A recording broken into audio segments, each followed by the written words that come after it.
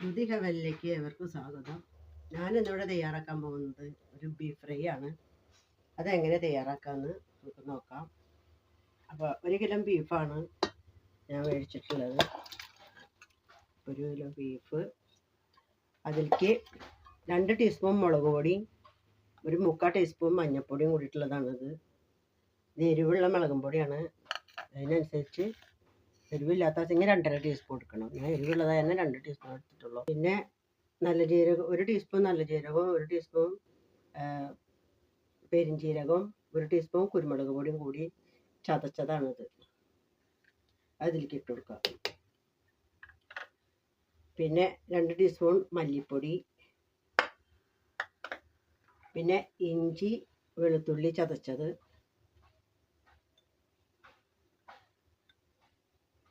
കുറച്ച് കറിവേപ്പില,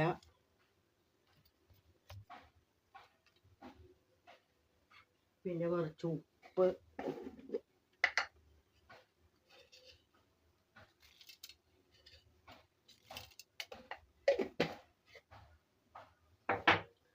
ഇതൊക്കെ കൂടിയിട്ട് നമുക്ക് ഇളക്കി യോജിപ്പിക്കാം.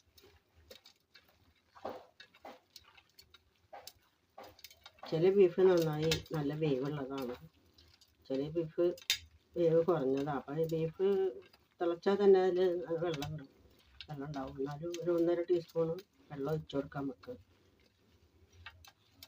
ചിലപ്പം ബീഫ് നല്ല വേവുള്ളതാ വെച്ചാൽ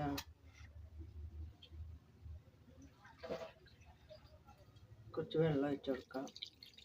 പിന്നെ നമുക്കിത് അടപ്പത്ത് വയ്ക്കാം. 6 വിസിൽ വരെ നമുക്കിത് അടുപ്പിക്കാം.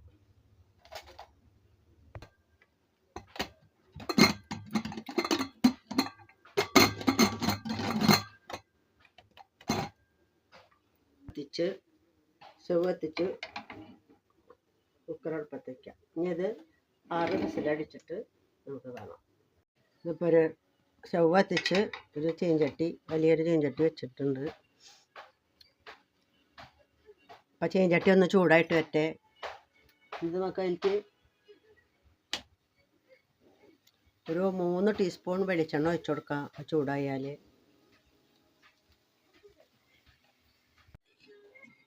ചീഞ്ചട്ടി ചൂടായി വന്നിട്ടുണ്ട്. കുറച്ച് വെളിച്ചെണ്ണ, ഒരു 3 ടീസ്പൂണോളം വെളിച്ചെണ്ണ ഒഴിച്ചു കൊടുക്കുക. അതിലേക്ക് നമുക്ക് നാളികേരക്കൊത്ത്, ഒരു അരമുറി നാളികേരം, ഇതിൻ്റെ കൊത്താണത്. ഇതിട്ടിട്ടൊന്ന് മൂപ്പിക്കണം.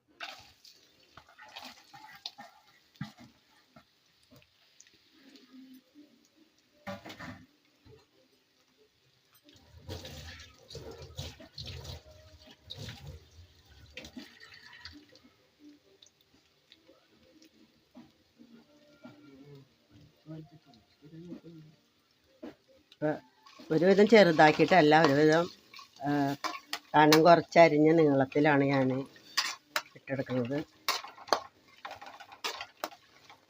ഒന്ന് മൂക്കണത് കുറച്ചൊന്ന് മൂക്കണം.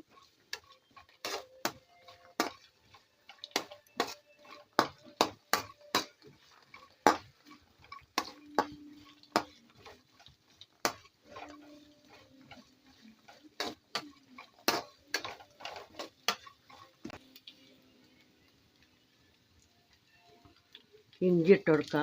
ഇഞ്ചി നീളത്തിൽ അരിഞ്ഞതാണ്, അത് ഇട്ട് കൊടുക്കുക.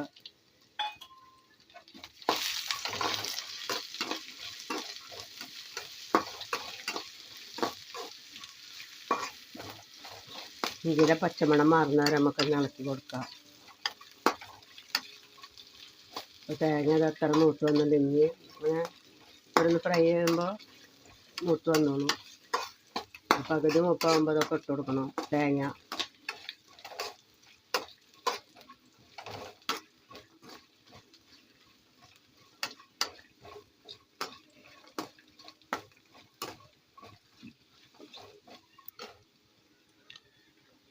അതിലേക്ക് നമുക്ക് സബോള, ഒരു 2 വലിയ സബോള അരിഞ്ഞതാണ്.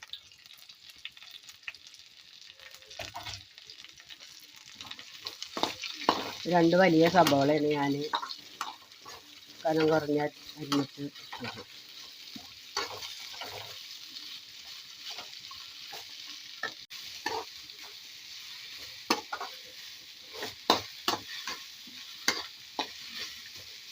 സബോള ഒന്ന് നന്നായി വഴന്ന് വരട്ടെ. കുറച്ച് ഉപ്പിട്ട് കൊടുക്കാം നമുക്ക്.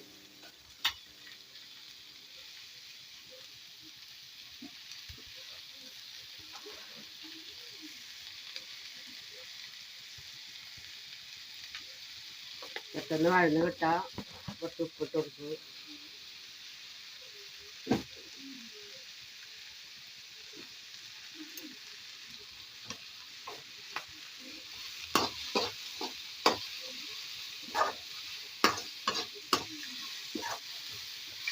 ഒരു ചോറിയാണ്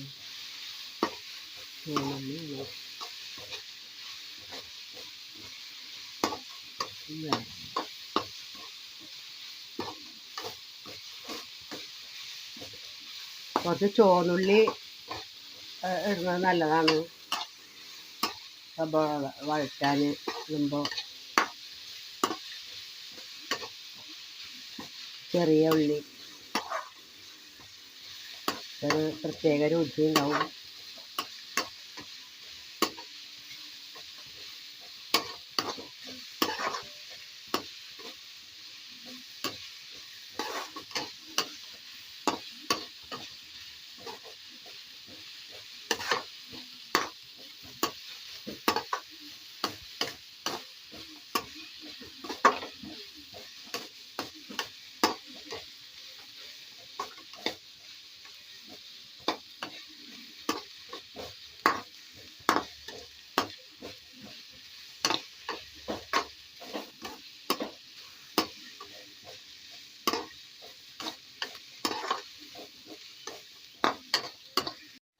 അപ്പോൾ സബോളയും ഒക്കെ നല്ല വഴന്ന് വന്നിട്ട് ഇഞ്ചിയൊക്കെ നിങ്ങൾക്ക് എനിക്ക് ഒരു വലിയ തക്കാളി വെച്ചെങ്കിൽ ഒന്ന് മതി.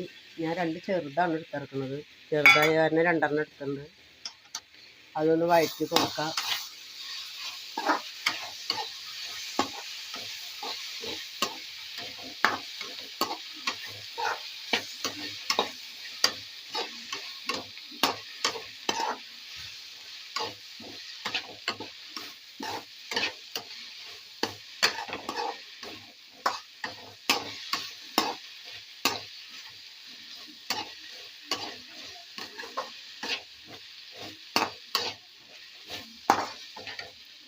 ഇതിലേക്ക് നമുക്ക് പച്ചമുളക് ഇട്ട് കൊടുക്കുക, വേപ്പില ഇട്ട് കൊടുക്കുക,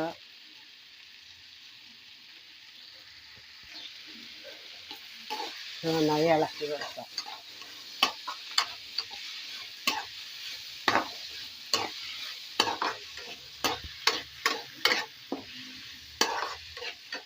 കുറച്ച് ബീഫ് മസാല ഇട്ട് കൊടുക്കുക.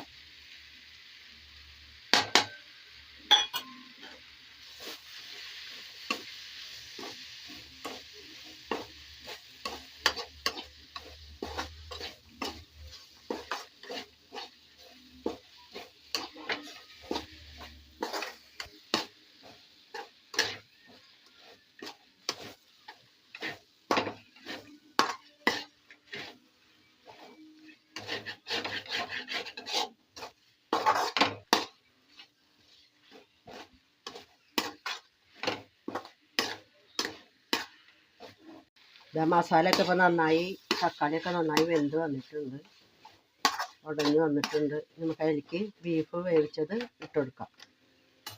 ഇതിലടിച്ച് വെന്തതാണിത്. നമുക്കതിലേക്ക് ഇട്ട് കൊടുക്കാം. കുറച്ച് വെള്ളമുണ്ട്, വെള്ളം വെക്കുന്നത്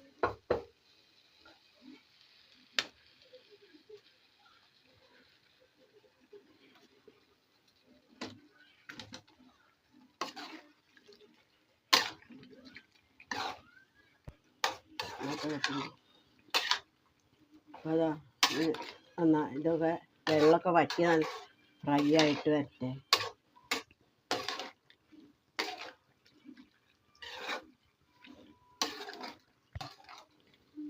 ബീഫിലത്തെ കുറച്ച് വെള്ളം ഇറങ്ങി വന്നതുണ്ട്. അതൊക്കെ ഒന്ന് നന്നായി വറ്റണം. വറ്റിയിട്ട് ഫ്രൈ ആയിട്ട് കാണാം.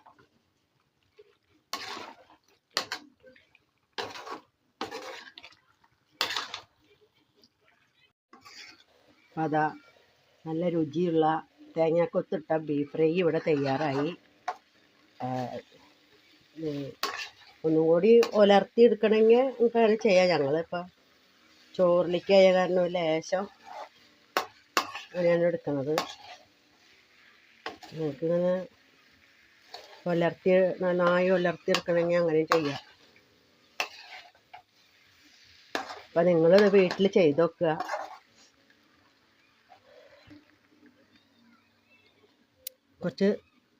ലാസ്റ്റ് കുറച്ച് മല്ലിച്ചപ്പ് ഇട്ട് കൊടുക്കുക.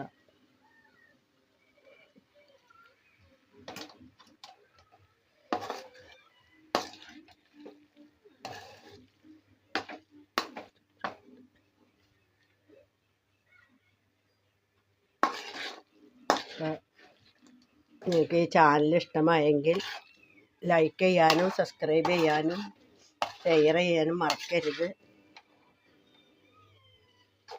പിന്നെ ആ ബെല്ലൈക്കനൊന്ന് അമർത്തി കൊടുത്താൽ ഞങ്ങളിടുന്ന ഓരോ വീഡിയോകളും നിങ്ങൾക്ക് കാണാം. സപ്പോർട്ട് ചെയ്യുക. ഞങ്ങളുടെ ചാനലിന് നിങ്ങളെല്ലാവരുടെ സഹകരണങ്ങൾ ഞങ്ങൾ പ്രതീക്ഷിക്കുന്നു. ഇനി അടുത്തൊരു വീഡിയോ ആയിട്ട് നമുക്ക് വീണ്ടും കാണാം.